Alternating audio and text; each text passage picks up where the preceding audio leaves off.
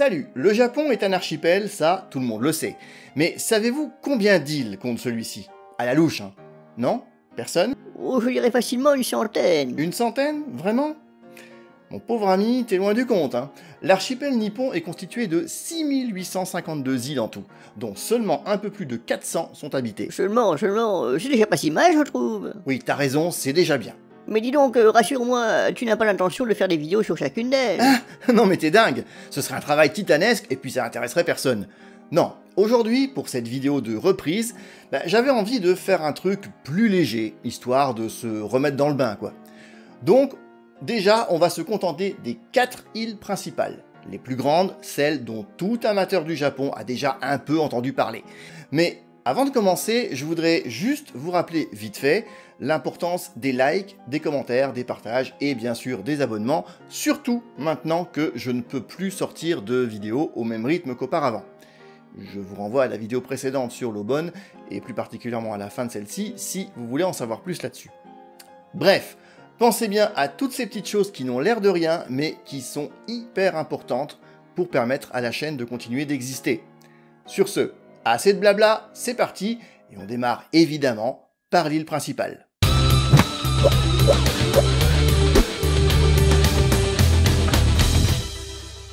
Commençons par nous débarrasser des questions purement géographiques. Honshu est l'île principale, c'est donc aussi la plus grande avec ses 230 000 km².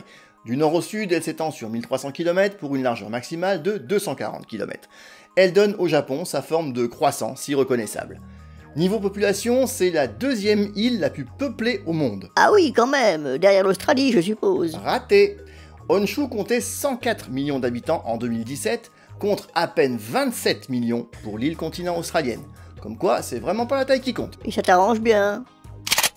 Ok, j'ai rien dit. Et qui est number one dans ce cas? C'est un peu hors sujet du coup, mais allez, un peu de culture générale ne peut pas faire de mal. Et ben c'est l'île de Java, en Indonésie, avec plus de 145 millions d'habitants, qui est la plus peuplée. Et pour revenir à Honshu, cette population représente tout de même les 4/5 de la population totale du pays. Il faut dire que c'est sur Honshu que l'on trouve les grandes mégalopoles, que sont Tokyo, Osaka, Kyoto, ainsi que des villes comme Nagoya ou encore Hiroshima. C'est aussi sur Honshu que se trouve le mont Fuji, le plus haut sommet du pays. Sans rentrer dans les détails des préfectures, on peut distinguer 5 grandes régions sur l'île de Honshu.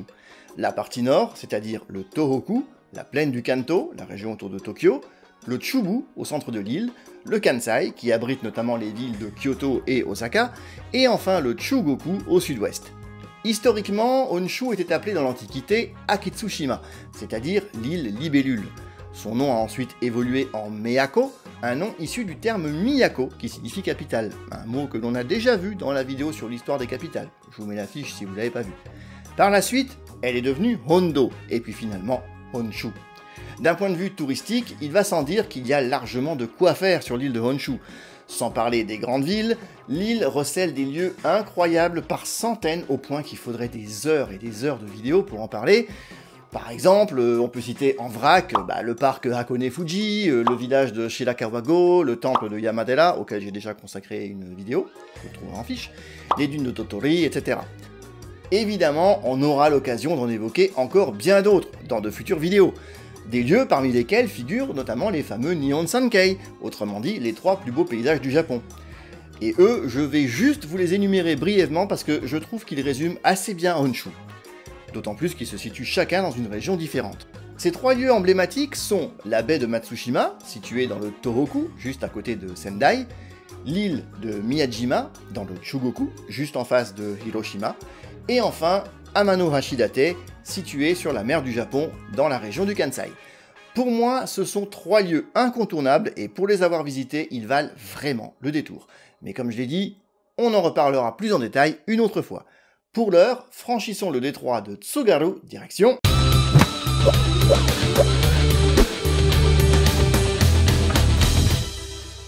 Deuxième plus grande île du Japon, avec ses 83 000 km², Hokkaido est l'île du Nord, réputée pour son côté sauvage et son climat rude.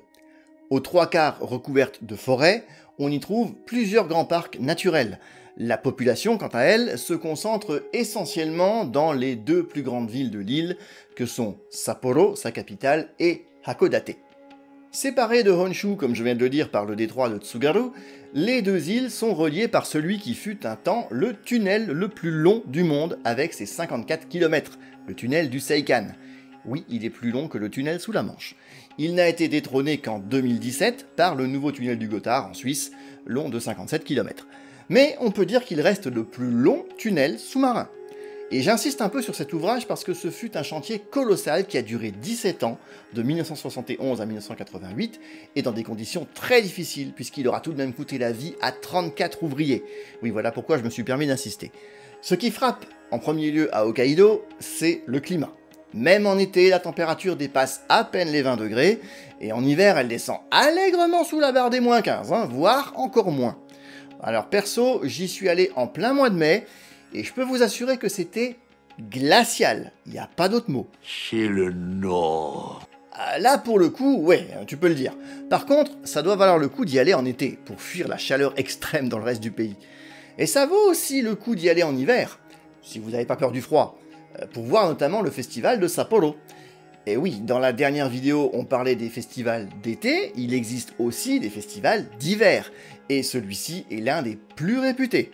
Vous avez peut-être déjà vu ces magnifiques sculptures de glace réalisées pour l'occasion. Eh ben c'est cela, entre autres, le festival de Sapporo. J'avoue que je rêve d'y aller un jour, mais il faudrait prévoir... Une petite laine. Grave, ouais. Hokkaido a une histoire courte dans l'histoire du Japon, car elle ne fut rattachée au pays qu'au début de l'ère Meiji, en 1868. On peut même parler de colonisation, parce que l'île était peuplée depuis des milliers d'années par les Aïnous, une peuplade originaire de Sibérie. Ils sont d'ailleurs arrivés sur l'île lorsque celle-ci était encore accessible à pied. Il n'en reste plus que quelques milliers aujourd'hui, et les Japonais n'ont pas toujours été très tendres avec eux, c'est rien de le dire. Mais on aura là aussi l'occasion de revenir sur l'histoire d'Hokkaido et des Aïnous dans une future vidéo, ne vous en faites pas. En attendant, faisons un bond de 1500 km vers le sud-ouest pour arriver à...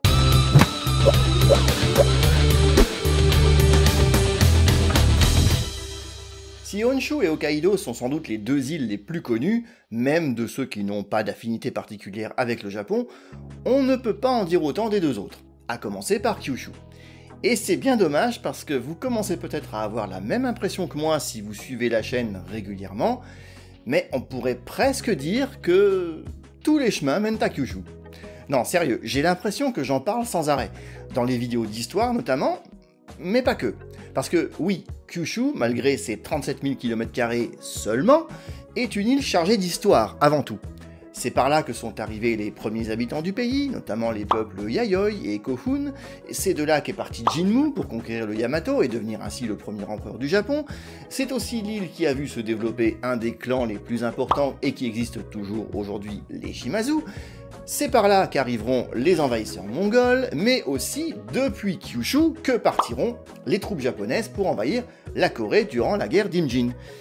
Et c'est aussi sur l'île de Kyushu qu'a eu lieu, beaucoup plus proche de nous, le second bombardement atomique de l'histoire.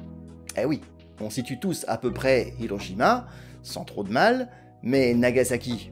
Eh ben Nagasaki se trouve à la pointe ouest de Kyushu. Et c'est pas tout, j'ai aussi pas mal évoqué cette île lors de ma vidéo sur les volcans japonais. Et pour cause, c'est là que se trouve à la fois le plus grand, le mont Aso, et le plus meurtrier, le Sakurajima. Les deux sont d'ailleurs entrés en éruption il n'y a pas si longtemps au moment où j'écris cette vidéo. C'est donc une île avec un volcanisme particulièrement actif, avis aux amateurs. Et qui dit volcanisme dit thermalisme. Et au Japon, c'est pas un vain mot, puisqu'on connaît la passion des Japonais pour les sources chaudes. Kyushu regorge de onsen un peu partout, et on y trouve des villes thermales bien connues comme Beppu, évidemment. Une ville réputée pour ses onsen, mais également ses 8 enfers, et là encore, je vous renvoie vers la vidéo que j'ai faite sur le sujet, si vous ne l'avez pas vue. Dis donc, c'est la fête du slip aujourd'hui, il pleut des fiches toutes les 3 secondes là, va falloir se calmer un peu. Oui, c'est vrai, désolé, je me suis laissé emporter par mon enthousiasme, mais... Attends, t'as dit quoi? La fête du slip? D'où tu connais cette expression, toi? J'en sais rien, moi, c'est toi qui écris mes textes. D'ailleurs, perso, j'aurais préféré la foire à la saucisse. Ok, bon, on va pas toutes les faire, Alors, passons à la 4e île, direction...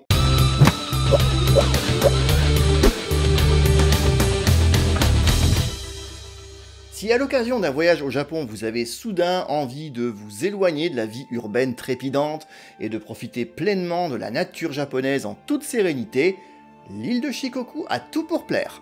Relief montagneux, forêts, vallées mystérieuses et verdoyantes, des centaines de kilomètres de sentiers de randonnée et de pistes cyclables, il y a de quoi faire. Shikoku est la plus petite des 4 îles avec ses 19 000 km², mais c'est aussi la garantie d'une plongée dans un vrai Japon traditionnel et des paysages superbes.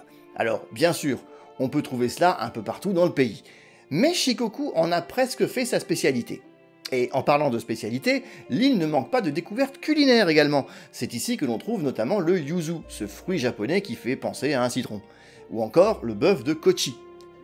Mais l'île est réputée essentiellement pour le pèlerinage Kobo Daichi, aussi appelé parfois Ohenro, qui consiste en un circuit de 1200 km jalonné de 88 temples bouddhistes.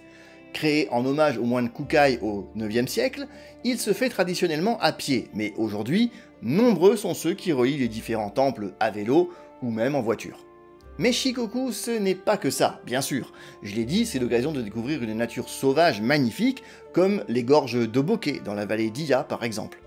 On trouve même sur Shikoku des plages superbes comme celle de Katsurahama. Et si tout cela ne suffit pas à vous relaxer, l'idéal est d'aller faire un tour à Dogo Onsen dans la préfecture d'Ehime, le plus ancien établissement thermal du Japon. Et si les images de celui-ci vous disent quelque chose, et c'est tout simplement parce qu'il ressemble à s'y méprendre au onsen dans lequel se déroule le film Le Voyage de Chihiro. C'est pas pour rien puisqu'il a effectivement servi d'inspiration à Hayao Miyazaki. Bref, Shikoku est sans doute la moins connue des 4 îles principales en Occident, mais c'est un tort, parce que je trouve son attrait touristique indéniable. C'est tout pour cette vidéo, je l'avais dit, on reprend gentiment pour commencer ce qu'on pourrait presque appeler cette nouvelle saison. Pensez bien à liker si ça vous a plu, à laisser un petit commentaire, même si c'est juste pour faire coucou, ça contribue à encourager l'algorithme à augmenter la visibilité des vidéos, ne serait-ce qu'un chouïa. Et vous savez ce qu'on dit, les petits ruisseaux font les grandes rivières. Partagez au maximum la vidéo autour de vous, abonnez-vous bien sûr si c'est pas encore fait ou si vous venez de découvrir la chaîne, et pensez à activer la petite cloche pour être notifié des prochaines. Je vous dis, à je ne sais pas quand, mais le plus tôt possible, et d'ici là, continuez d'aimer le Japon. Matane!